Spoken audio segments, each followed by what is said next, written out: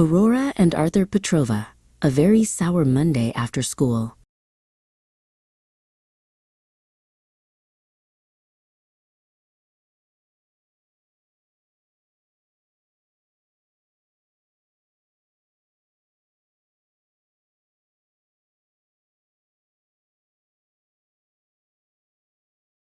It is Monday, October the 2nd, 2017, and the clock strikes 10 past 3, a monotonous chime that rings through Battle Hall Junior School for all to see. Aurora Petrova, almost 11, feels a sense of lackluster despair. The weight of the harvest service at St. Paul's Church still lingers in the air. A weekend in Norwich has left her exhausted, a state that is far from ecstatic. Her energy levels have plummeted down. Her focus is erratic and static. She leans her head against the brick, her pink glasses slipping down her nose, dreading the final hour of school and the tedious path she eventually chose. She is on the verge of a breakdown, or perhaps just a very long nap, caught in the cycle of Monday's gray, monotonous, soul-crushing trap. The choir class is scheduled now, a cacophony she wishes to avoid. The thought of singing All Things Bright and Beautiful has her utterly annoyed. "I shall elude this duty," she whispers, and evade the teacher's keen sight, inadvertently choosing to flee the building rather than stay and do right. She slips through the gates like a shadow, a juvenile attempt to be free. But such a premature exit is a big mistake, as she will soon come to see. To skip the assembly is forbidden, a rule that is fixed in the book, but she ignores the dire peril of her choice and the risk that she took. She wanders away from the schoolyard, her pink coat a beacon of light, hoping to find some tranquility before the onset of the dark Monday night. Mrs. Lambeth, the teaching assistant, and Mrs. Wilson, the secretary so keen, are the first to notice that Aurora is no longer part of the classroom scene. They maintain a strict itinerary, and her absence is a blatant, foul error, an omen of trouble that fills the school office with a professional terror. "She's gone," cries Mrs. Lambeth. "This behavior is really quite atrocious. Her lack of commitment to Monday's choir is becoming truly ferocious." They consult the records and dial the number for Maria, the mother so stern. To ensure that the gravity of this situation is a lesson the girl will soon learn, the call is placed swiftly, for the school will not tolerate such a sly flight, especially when a student decides to vacate the premises without any light. Maria Petrova is 41, and today she is dressed all in bright orange hue, a choice made to conceal the old scars from a kettle that once boiled through. Her hair is pulled back in a tight velvet bun, her orange glasses perched high. When the telephone rings with the news, she lets out a sharp, indignant sigh. She is incensed by the report. Her fury begins to escalate and grow. "This is the last straw," she declares, her voice a low rumble of woe. Aurora walked out just last week, an act that was equally sour and bad. And now this second offense makes her mother more than just slightly mad.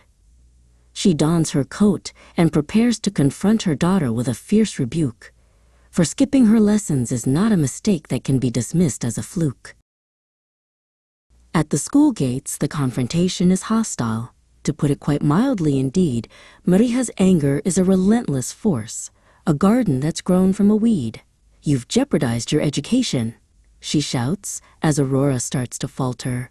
"Your behavior is juvenile, petulant, and something you simply must alter." The walk home to Harroway is a trek through a landscape of dismal regret, under a sky that is marring the day with a cold and a damp, grayish threat. They pass by the shops and the houses, the atmosphere heavy and tense, as Maria berates her daughter's lack of logic and basic good sense. "No wonder you're tired," she scolds. "If you spend all your time playing truant, your excuses are inconsistent, vague, and by no means logically fluent." They arrive at 18 Harroway, a house that is on borrowed time, for the landlord intends to sell it, which Maria considers a crime. The garden is tidy, but inside the air is thick with a scent of unrest, as they enter the hallway where Bulgarian ornaments are put to the test. Wooden icons and colorful ceramics adorn the shelves and the walls, a reminiscent touch of the Balkans that echoes through the narrow halls. "This house is a haven," Maria declares, "but you treat it with such disrespect, vandalizing your future with choices that you really ought to detect." Aurora remains reticent, her silence a shield against her mother's great ire, as the tension between them continues to crackle like a wild, unquenched fire. Kiev, the ginger tabby, is waiting upon the soft, patterned rug. He is a loquacious creature who treats the whole world with a shrug. "I require my sustenance," he says in English, his voice quite refined, "for a cat of my distinguished stature is not meant to be left behind." His fur is like autumn. His eyes are a piercing and emerald green, the most egotistical feline that the Petrova family has ever seen. "Feed me immediately," he insists, "lest I cease to be so polite. My hunger is growing excessive, and I simply must have a bite." Aurora sighs at the cat, for his demands are an additional chore, adding insult to injury as she drags her tired feet across the floor. "Feed the cat, Aurora," Maria commands, "and do not hesitate or delay, for his crying is a relentless sound that has marred the entire day." Aurora reaches for the biscuits, the kibble that Kiev finds so precious, though her movements are slow and her attitude is far from delicious. She pours out the food, but her focus is diminished and lacks any care, as a shower of biscuits bounces and scatters everywhere in the air. Kiev begins to crunch with a gusto that is truly quite loud to the ear, a cacophony of munching that Maria does not wish to overhear. "Clean up the mess," comes the shout from the kitchen, a sharp reprimand, as Aurora's day continues to spiral, exactly as she hadn't planned. "Next is the dog," says Maria, "for Harlow requires her afternoon walk, and don't even think of protesting, for I've heard quite enough of your talk." Harlow, the Dalmatian, trots forward with spots that are black against white, a vocal companion who finds the prospect of a walk a total delight. "Indeed, it is time for a stroll," she exclaims in a voice crisp and clear. "To the park or the pavement, as long as the scents of the world are near." Aurora secures the lead, though her hands are shaky and prone to a slip. Her patience is waning. She's losing her normally firm, steady grip. "Be quick," warns Maria, "prior to the meal I am currently preparing, lest you forfeit your dinner entirely, a prospect I'm sure you're not sharing." Outside on the pavement, the walk is a struggle, a tedious task, more of a burden than any young schoolgirl should ever be forced to ask. Then, to top it off, Harlow decides to relieve herself right on the stone, a horrendous accident that leaves Aurora to grumble and moan. "Oh, Harlow, how could you?" she cries, as she retrieves a small plastic bag. Her spirits are crushed, and her energy begins to noticeably flag. The scent is appalling, an eyesore that she simply cannot overlook, a moment of misery that isn't described in any fairy tale book. She cleans up the mess with a grimace, her nostrils recoiling in pain, as she realizes that her Monday is officially going down the drain. "You are grounded," Maria declares as they re-enter the house so gray, "and under no circumstances shall you have any fun for the rest of the day. Your behavior is an outrage, a substandard display of your worth, the most appalling performance I have witnessed since the day of your birth. I prohibit all screens, and I forbid you from making that cheesecake you planned. Your kitchen privileges are revoked, and your baking is officially banned. Furthermore, you shall finish your English assessments, 4 through to 6, lest you find yourself facing a sanction that no amount of crying can fix." Aurora is distraught, for the cheesecake was her only light at the tunnel's end, but Maria is insistent, and her rules are far too stubborn to bend. In the kitchen, the atmosphere shifts as the cooking begins to proceed, a culinary ritual that Maria performs with a great, rhythmic speed. She prepares Nigerian pounded yam, a dough that is heavy and white, which she serves with a red stew and ewedu to make the meal right. The steam rises up in a cloud, a scent that is spicy and strong, a traditional feast that ensures that the evening will last very long. It is healthy and sufficient, she says, as she stirs the big, bubbling pot. Unlike the sugary rubbish that you seem to desire quite a lot, the red stew is vibrant, a compliment to the yam on the plate, but Aurora views the arrival of dinner with a sense of impending fate. Aurora sits at the table, her petulance plain for all to see. "I object to this meal," she mutters. "It is far from what I want it to be." Maria ignores her, for her patience is already stretched very thin. "Eat your dinner, Aurora, and don't let me see an ungrateful grin." The yam is sticky and thick, a texture that Aurora finds quite severe, as she prods at the red stew with a look of intense, childish fear. "It is better than nothing," says Maria, "which is what you deserve, given the way that you've tested my every last motherly nerve." The girl takes a bite, but her heart isn't in it, her appetite's gone, as the shadows of Monday evening continue to stretch and to yawn. Arthur, her brother, arrives with his glasses of vibrant bright green, a boy of nearly 10 who is the most energetic child ever seen. He has been at his own school, and his mood is a contrast to hers, a loquacious young fellow who speaks in a series of enthusiastic whirs. "I had an exemplary day," he exclaims, "and my math test was grand, the best result in the class, just as I'd carefully planned." He notices Aurora's dark scowl and her plate of untouched cold food, and he realizes that he should probably refrain from being too rude. "Hard luck," he whispers. "I hear that the choir was a bit of a wreck, and now you're in trouble that's reaching right up to your neck." Later, when Maria is busy, Aurora attempts a sly, secret ruse to bake a small cheesecake and banish her dismal and gray Monday blues. She creeps to the larder to find the Philadelphia cheese and the base, with a look of intense determination all over her pink-glassed face. "I'll just make a small one," she thinks. "She will never even detect. The presence of sugar is exactly what I need to right this defect." She crushes the biscuits with care, trying to avoid any loud, crunching sound, as she keeps a wary eye on the shadow that falls on the ground. But the kitchen is small, and her manual efforts are prone to a slip, as she struggles to maintain her silent and secretive, baking-based grip. "Stop!" cries Maria, appearing like an omen of doom in the door. "I told you that baking was barred and is out of the question for sure." She is livid, her fury reignited by this act of blatant deceit.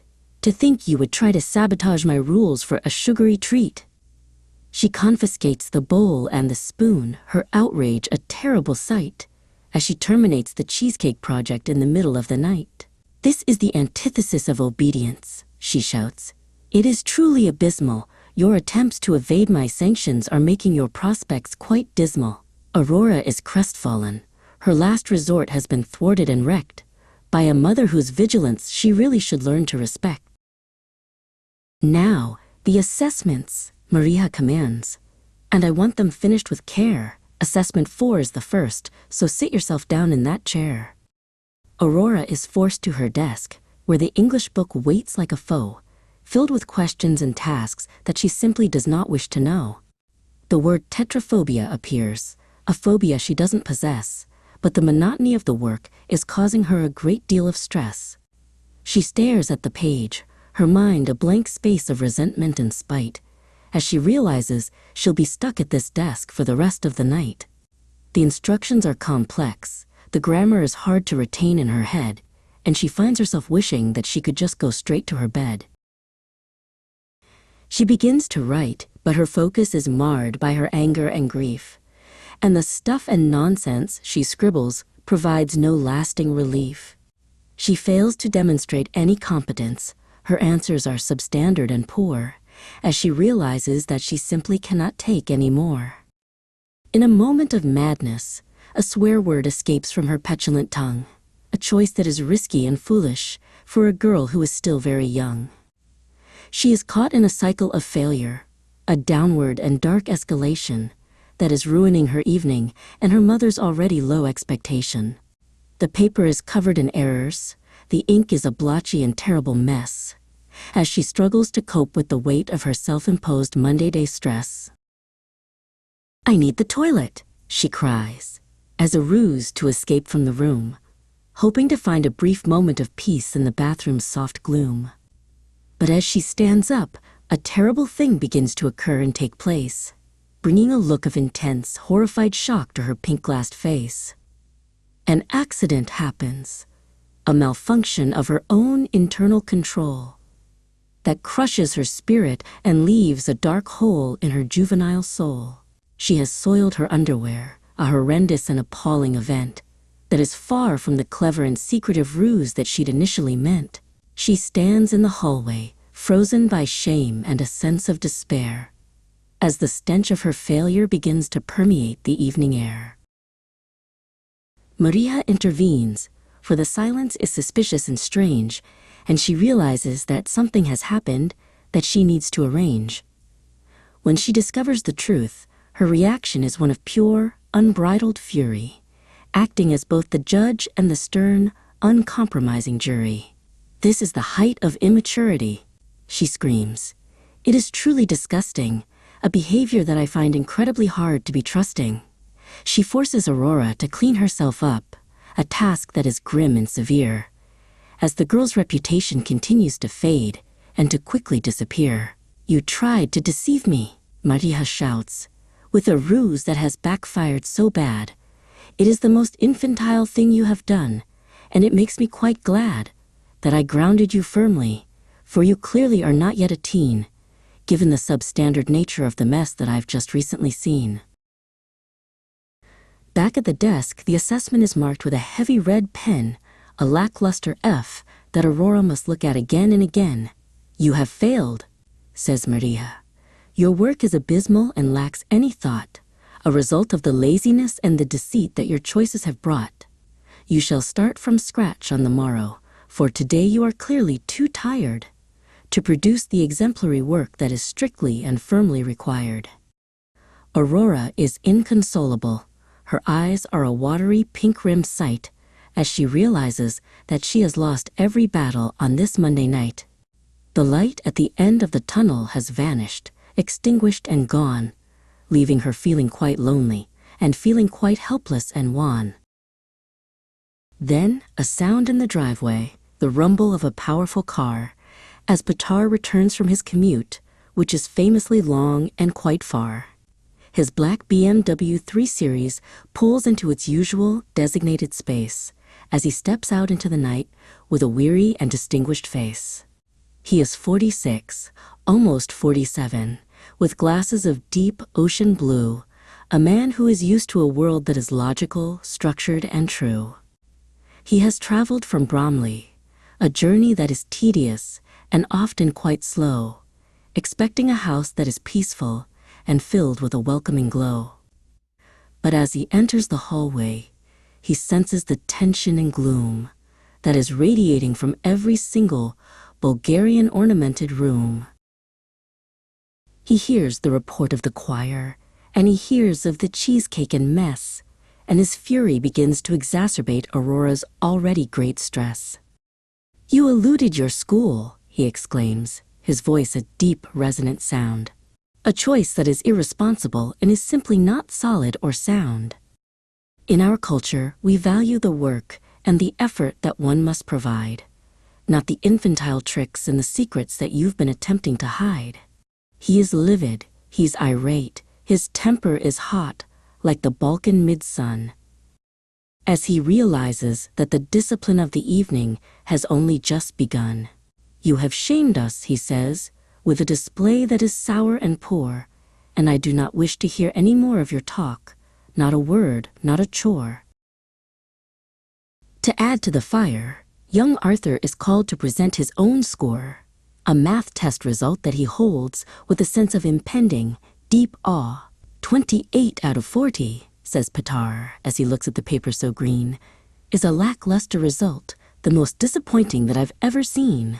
"Ti możesz powiedzieć," he declares, a phrase in his mother tongue, a reminder of the high standards that are expected of those who are young. Arthur is crestfallen. His earlier joy is reduced to a state of regret, as he realizes that his own Monday evening is not over quite yet. The two children stand there, two versions of failure and dismal dismay, under the gaze of a father who has had a very long, difficult day. But as the clock ticks toward the hour when the family must sleep, the emotions begin to subside and the shadows of night become deep. They gather together to kneel and to offer a prayer for the night, seeking a sense of some peace and a return to the path that is right. The bickering ceases, the squabbles and disputes are all put to an end, as they realize that family is the one thing on which they can truly depend. The glasses are removed, pink, green, blue, and the orange so bright, as the Petrova family prepares for the silence and rest of the night. Aurora and Arthur are tucked into bed as the Monday turns into the past, finding a sanctuary in the heavy and peaceful, deep sleep at the long, final last.